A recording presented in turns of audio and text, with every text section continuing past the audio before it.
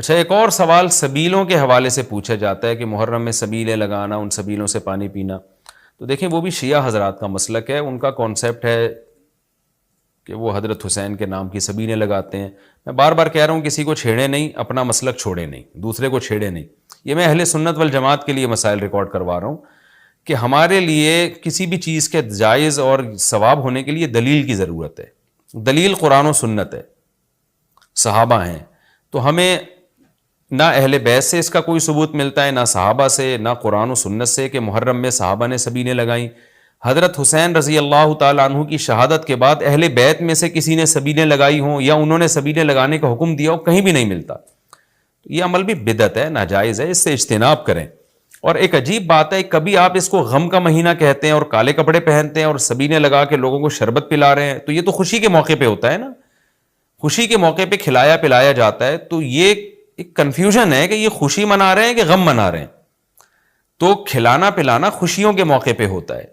تو اس لیے آپ ان چیزوں سے اجتناب کریں، نہ سبیل لگائیں، نہ اس پہ کھڑے ہو کر پانی پئیں. جو لگا کے بیٹھا وہ اس کو چھیڑے نہیں، آپ تنگ نہ کریں، وہ اس کا مسلک ہے، اس کو چھوڑ دیں. دنیا میں بہت سارے فرقے ہیں، کس کس کو آپ قابو میں کریں گے؟ ملک میں انارکی پھیلتی ہے، ملک میں فسادات ہوتے ہیں. کسی سے نفرت کرنے کی ضرورت نہیں ہے، کسی کو ٹاؤنٹنگ کرنے کی ضرورت نہیں ہے، طنز تانے کی ضرورت نہیں ہے. جو لگا کے بیٹھا ہوا ہے لگائے، جو پی رہا ہے اس کو پینے دیں، چھیڑے نہیں. لیکن میں آپ کے لیے یہ کہہ رہا ہوں جو اس وقت میرا پروگرام سن رہے ہیں، اگر آپ قرآن و سنت ہی کو فالو کرتے ہیں، آپ اہل سنت والجماعت میں ہیں، یا تو میں بار بار کہتا ہوں پورے شیعہ ہو جائے نا. پھر آپ ڈبل مسلکوں پہ چلنا تو یہ دنیا میں کسی کا بھی اصول نہیں ہے کہ آدھا ادھر آدھا ادھر، وہ تو کہیں کا بھی نہیں ہوتا. یا تو پورے ادھر ہو جائیں یا پھر پورے اہل سنت والجماعت بن جائیں. تو اہل سنت والجماعت کے ہاں یہ سبیلیں لگانا یہ جائز کام نہیں ہے، کیونکہ قرآن و سنت سے اس کا ثبوت نہیں ہے. لوگ کہتے ہیں کہ آدمی کسی کو شربت پلا رہا ہے، پانی پلا رہا ہے، تو پانی پلانا تو بڑا اچھا کام ہے. پانی پلانا اچھا کام ہے، پورے سال کسی دن کو خاص کر لینا یہ اچھا کام نہیں ہے. تو اس سے بدعت کی تائید ہوتی ہے. تو اگر کوئی پیاسا آپ کو نظر آتا ہے تو محرم میں ہو تو محرم میں بھی پلائیں، سفر میں ہو تو سفر میں بھی پلائیں. لیکن کوئی پیاسا نہیں ہے تو جیسے آپ پورے سال سبیلیں نہیں لگاتے تو محرم میں بھی نہ لگائیں آپ. کیونکہ اگر آپ پورے سال نہیں لگاتے، محرم میں لگا رہے ہیں، تو اس کی علامت ہے آپ اس مہینے کو سبیل کے حوالے سے خاص ویلیو دے رہے ہیں. تو اس ویلیو کی آپ کے پاس قرآن و سنت سے دلیل ہونی چاہیے. دلیل نہیں ہے تو ہمارے پاس دلیل ہے. نبی صلی اللہ علیہ وسلم نے فرمایا من احدث فی امرنا ھذا ما لیس منہ فہو رد وفی روایت فہو مردود. جو ہمارے دین میں کوئی بھی نئی چیز لے کر آئے گا، نبی نے فرمایا وہ مردود ہے، ہم نہیں اس کو ایکسیپٹ کریں گے. تو اس لیے بھائی ہم تو اس حدیث کو فالو کرتے ہیں. تو کائنڈلی آپ حضرات سے گزارش ہے، ہاں کوئی پورے سال سبیل لگا کے بیٹھا ہو تو وہ محرم میں بھی لگا لے. کیوں؟ وہ اس لیے کہ وہ محرم کو الگ سے فضیلت نہیں دے رہا سبیل کے حوالے سے، بلکہ وہ کہہ رہا ہے بھائی میں تو پورے سال لوگوں کو پانی پلاتا ہوں تو محرم میں بھی پلا رہا ہوں، میں تو پورے سال شربت پلاتا ہوں تو محرم میں بھی پلا رہا ہوں. لیکن ایک آدمی سال کے 11 مہینے نہیں پلاتا، صرف محرم میں سبیل لگا کے بیٹھا ہے، اس کا مطلب وہ اس مہینے کو سبیل کے حوالے سے زیادہ ویلیو دے رہا ہے. اس ویلیو کے لیے میں نے کہا دلیل چاہیے. دلیل آپ کے پاس اگر نہیں ہے تو پھر وہ حدیث ہے جو ہمارے دین میں نئی چیز ایجاد کرے گا تو وہ چیز مردود ہے.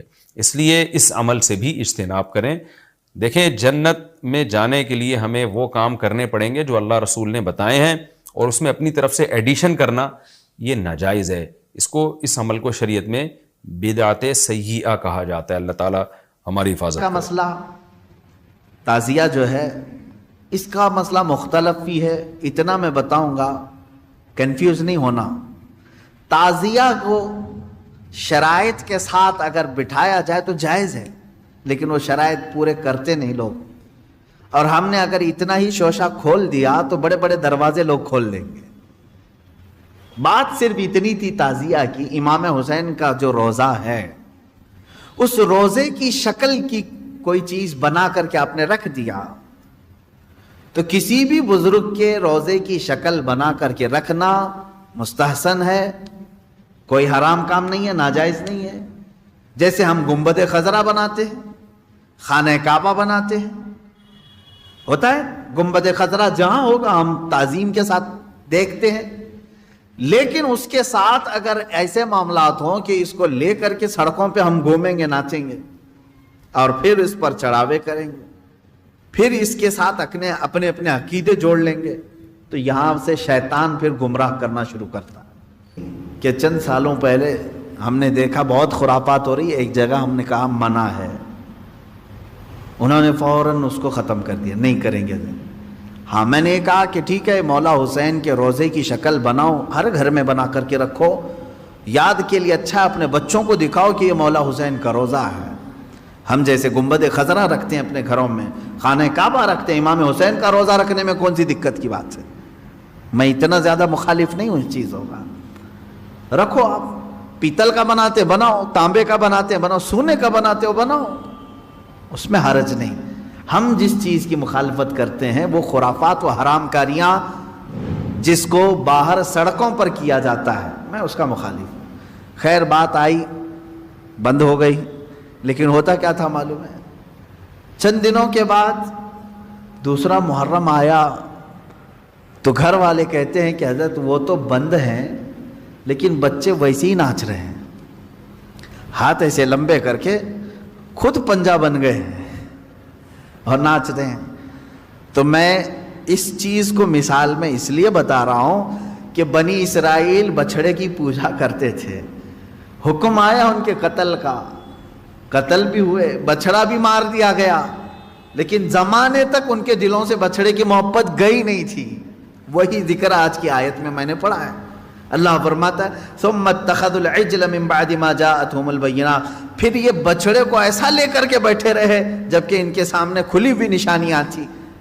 وَأُشْرِبُوا فِي قُلُوبِهِمُ الْعِجْلَ، اللہ فرماتا ہے ان کے دلوں میں ایسا لگتا ہے بچڑا پلا دیا گیا ہے، پی گئے ہیں بچڑے کو، اتنی محبت تھی، جبکہ روشن آیتیں اور دلیلیں دیکھی۔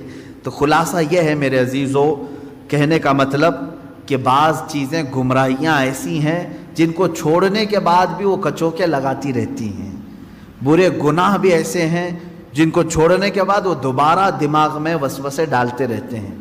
ان کاموں کو حتمی طور پر اپنے تصور میں بھی نہ آئے۔ اعوذ باللہ من شر الشیطان الرجیم کثرت سے پڑھیں، اعوذ باللہ من شر الشیطان الرجیم، من شر الشیطان الرجیم۔ اے اللہ میں پناہ مانگتا ہوں تیری مردود شیطان کی ان شرارتوں سے جو میرے دماغ میں ڈال رہا ہے۔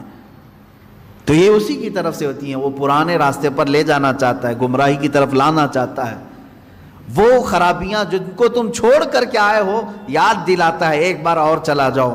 اس کے لیے کثرت سے یہ پڑھا کریں، جب جب ایسا وسوسہ آئے کہیں اعوذ باللہ من شر الشیطان الرجیم۔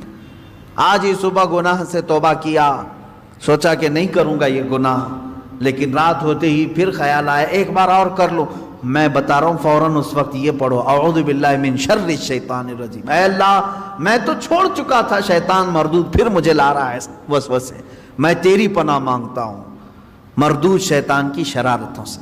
یہ باتیں یہاں تک